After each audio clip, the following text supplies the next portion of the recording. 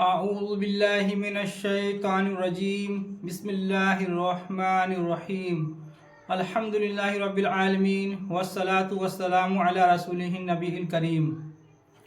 अल्लाह के नाम से शुरू जो बड़ा मेहरबान निहायत रहम करने वाला है।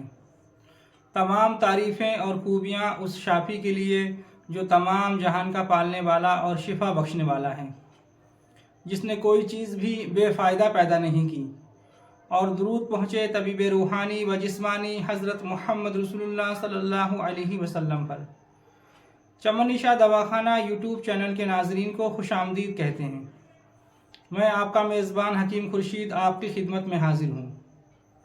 आज का जो हमारा मौजू है वो है बच्चों का पेट दर्द। अक्सर बच्चे जो है पेट दर्द की बीमारी में भी मुब्तला हो जाते हैं। इसमें बच्चा जो है ज़ोर ज़ोर से रोता है और घुटने को समेट कर पेट की तरफ ले जाता है। बच्चे का अक्सर रोना जो है वो पेट के दर्द की वजह से ही हुआ करता है। यानी बच्चे जो ज़्यादातर रोते हैं, चिल्ला चिल्ला कर रोते हैं, तो वो पेट के दर्द की वजह से ही बच्चे ज़्यादा रोते हैं। अब वैसे तो बच्चे रोते ही हैं, लेकिन जब बच्चे का रोना बहुत ज़्यादा हो जाए और बच्चा बार बार चिल्ला चिल्ला कर रोए तो उसको जो है ये समझ लें कि पेट के दर्द की शिकायत हो सकती है। अच्छा, जो इस बीमारी की अलामात हैं, जो इसकी पहचान है, आपको कैसे पता लगेगी कि बच्चे के पेट में ही दर्द है। अब बच्चे चूंकि बोलते नहीं, तो उसकी जो अलामात है, जो उसकी निशानी है, वो ये है कि अगर बच्चा चिल्ला कर रोए और पेट की तरफ हाथ ले जाए और पैर को समेटे और पेशानी पर बल पड़े, तो आप बच्चे को पेट का दर्द ख्याल करें। यानी कि अगर बच्चा जो है चिल्ला चिल्ला कर रोए और अपने हाथ को जो है वो पेट की तरफ ले जाए और पैरों को जो है वो समेटे पेट की तरफ, और उसके माथे पर जो है पेशानी पर उसके माथे पर सिम्टन पैदा हो, यानी कि वो समेटे। जैसे कि किसी शख्स के सर में दर्द होता है तो वो अपने भौं को जो है ऊपर की तरफ समेटता है ना, तो एक माथे पर सिम्टन सी पैदा होती है। तो ऐसे ही जो है उसके सिम्टन दिखाई देगी बच्चों के जब उनके पेट में दर्द होगा तो, और चिल्ला चिल्ला कर रोएंगे। अब क्योंकि देखिए बच्चे बोल नहीं पाते हैं, छोटे बच्चे होते हैं, अब हम कैसे पता करें उनकी बीमारी। इसी तरीके से और भी बहुत सारी निशानियां हैं जो बच्चे को परेशानियां होती हैं, तो उनकी उन्हीं अलामात से और उन्हीं सिम्टम्स से पहचाना जाता है कि बच्चे को क्या दिक्कत है। क्योंकि छोटे बच्चे बोल नहीं पाते ना। जैसे कि अगर बच्चा बार बार रोए और पाँव को मले, यानी बच्चा बार बार रोए और वो पैरों को जो है ज़मीन पर रगड़े और मकअद की जगह पर खुजली करे, तो उसे चुनचुनों की शिकायत होती है।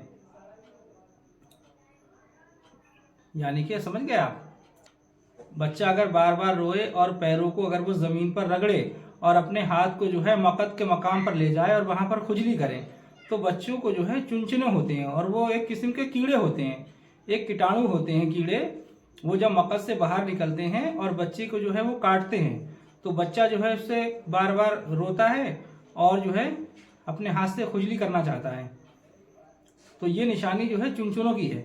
तो उसके लिए मैं आपको यहीं पर ही एक जो है छोटा सा नुस्खा बता देता हूँ। अगर किसी बच्चे के अंदर ऐसी निशानी पाई जाए, ऐसी अलामात बच्चे में आप देखें कि बच्चा पैर को ज़मीन पर रगड़ रहा है, बार बार रो रहा है और अपने हाथ को जो है मकअद के मकाम पर ले जाकर वहाँ खुजली कर रहा है, तो उसके लिए मैं आपको नुस्खा बता रहा हूँ। एक ट्यूब आता है तैयार शुदा, हिमालय कंपनी का एक ट्यूब है जिसका नाम है पाइलेक्स फोर्ट। तो वो पाइलेक्स फोर्ट जो ट्यूब है वो बहुत ही अच्छा ट्यूब है इस मामले के लिए। तो आप बच्चे के मकअद पर जो है पखाना का मकाम पर वो ट्यूब जो है आप लगा दें। वो ट्यूब वहाँ आप लगा दीजिए, तो इंशाअल्लाह ताला उस ट्यूब के लगाते ही फ़ौरन जो है बच्चे को ये चुनचुनों की शिकायत जो है ख़त्म हो जाएगी, उससे आराम मिल जाएगा बच्चे को। 2-4-10 दिन आप लगा दीजिए, तो इससे बच्चा ठीक हो जाता है। जिस तरीके से इंसान को अगर बादी बवासीर होती है तो उसके अंदर मरीज को जो है खुजली हुआ करती है, ऐसे ही बच्चों के इन चुनचुनों में खुजली होती है। तो बच्चे चूँकि बता नहीं पाते तो उनको जो है ये परेशानी होती है। तो ये अलामात आप देखकर फ़ौरन जो है इस दवा का इस्तेमाल करें, तो इससे जो है बच्चे की ये शिकायत दूर हो जाएगी। और अगर बच्चा रोते रोते कानों की तरफ हाथ ले जाए तो उसे कानों का दर्द ख्याल करें। और दूसरी अलामत और बच्चों के अंदर बीमारियां होती हैं, जैसे कि अगर बच्चा सर को इधर उधर पटके तो उसे जो है सर की बीमारी ख्याल करना चाहिए। उसके सर में दर्द भी हो सकता है या कोई और तकलीफ भी उसके सर में हो सकती है अगर बच्चा जो है रोता है और सर को इधर उधर पटकता है। और अगर किसी बच्चे को तुर्श ग़िज़ा दी गई हो, यानी अगर किसी बच्चे को खट्टी ग़िज़ा दी गई हो, तो उस बच्चे को 2 घंटे तक दूध नहीं पिलाना चाहिए, क्योंकि दूध और तुरशी मिलकर मैदा में जो है वो फसाद पैदा कर देती है। बल्कि बाज़ दफ़ा तो ऐसी लापरवाहियों से बच्चे की जान भी चली जाती है, बच्चे की जान को भी खतरा है।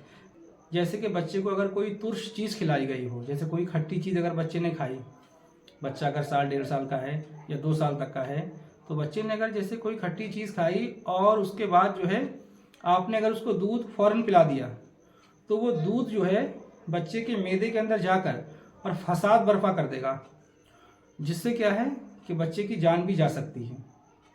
तो अगर कोई बच्चे को तुर्श चीज़ दी जाए, कोई खट्टी चीज़ दी जाए, तो 2 घंटे तक बच्चे को जो है दूध नहीं पिलाना चाहिए। इस बात का जो है आपने बहुत ख्याल रखना है कि बच्चे को दूध नहीं देना है। अच्छा, बाज़ दफ़ा ऐसा भी होता है कि बच्चे को दवा भी दी जा रही है, जो उसके अंदर निशानी पाई जाती हैं, जो अलामात उसके अंदर है, और उस बीमारी की अगर बच्चे को दवा दी जाती है तो बच्चे को कभी कभी फ़ायदा नहीं होता उस दवा से। दवा बिल्कुल सही दी जा रही होती है लेकिन दवा से कोई फ़ायदा नहीं होता। अच्छा, उसकी फिर ये क्या वजह है कि बच्चे को दवा ठीक से लगती नहीं है और दवा जो है वो काम नहीं करती, बच्चा जो है वो ठीक नहीं हो पाता है। तो अगर ऐसा कोई बच्चा हो जिस बच्चे को कोई तकलीफ़ हो और उस तकलीफ़ की उसको दवा दी जा रही हो और बच्चा ठीक ना होता हो, तो बच्चे को अक्सर जो है ना, बच्चों को अक्सर बीमारियां उसकी वालिदा के दूध की ख़राबी की वजह से भी होती हैं।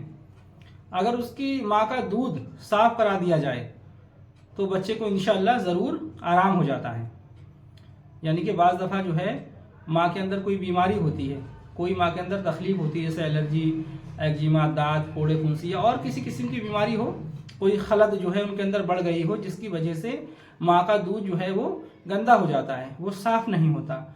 और वही दूध अगर बच्चा पीता है तो जो है माँ के दूध को पीने की वजह से बच्चे के अंदर जो है बीमारियाँ पैदा हो जाती हैं। फिर जो है वो दवा उस बच्चे को काम नहीं करती। अगर आप उसको उस बीमारी की दवा देते हैं तो वो बीमारी जो है वो ठीक नहीं होती है।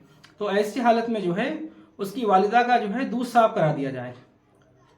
तो इसके लिए मैं आपको एक नुस्खा बता रहा हूँ। अगर कोई माँ ऐसी हो जिसके दूध में ख़राबी हो और बच्चा जो है बीमारियों से ठीक ना हो पा रहा हो, तो उसके लिए दूध साफ़ करने के लिए ये नुस्खा बहुत ही मौसर और बहुत ही मुफीद ये नुस्खा है। तो नुस्खा क्या है, आपने लेना है 250 ग्राम सौंफ। मतलब सौंफ जो है वो अच्छी लें, बेहतर क्वालिटी की, यानी कि कलर जिस पर किया गया हो वो सौंफ ना हो, अच्छी सौंफ हो। नंबर 1 की सौंफ ले लें आप 250 ग्राम। उसको जो है बारीक पीस लें। बारीक पीसने के बाद में उसके अंदर 250 ग्राम जो है आप खांड मिला लें। 250 ग्राम खांड उसके अंदर मिलाकर उसको रख लीजिए। और रात में सोते वक्त गर्म दूध से 20 ग्राम ये सफूफ जो है बच्चे की वालिदा को खिलाइए।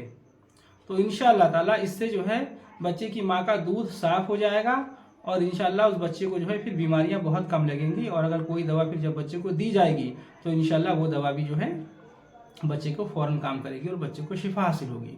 ये दवा सिर्फ रात में ही देना है उनकी माँ को। 20 ग्राम तकरीबन 1 चम्मच भर के जो है फुल ये दवा गर्म दूध से आप खिला दिया करें। तो ये नुस्खा इंशाल्लाह इसके लिए भी बहुत मौसर है। अच्छा, तो जो हमारा मौजू है पेट दर्द।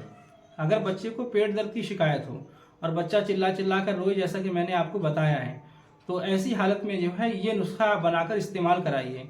तो इंशाल्लाह फ़ौरन ही जो है बच्चे का पेट का दर्द ठीक हो जाएगा और बच्चे को इंशाअल्लाह ताला सुकून हासिल होगा।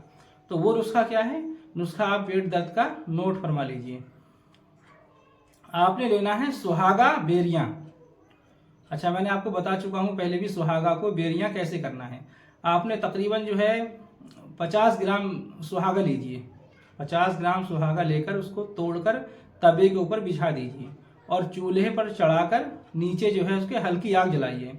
उससे क्या है फ़ौरन जो है वो फूलने लगेगा। सुहागा जो है ऊपर की तरफ फूलेगा, उसके अंदर जो पानी होता है वो खुश्क हो जाएगा। उसके बाद में जब उसका पानी खुश्क हो जाए, पूरे ऊपर की तरफ वो फूल जाए, बस उसको उतार कर पीस लीजिए।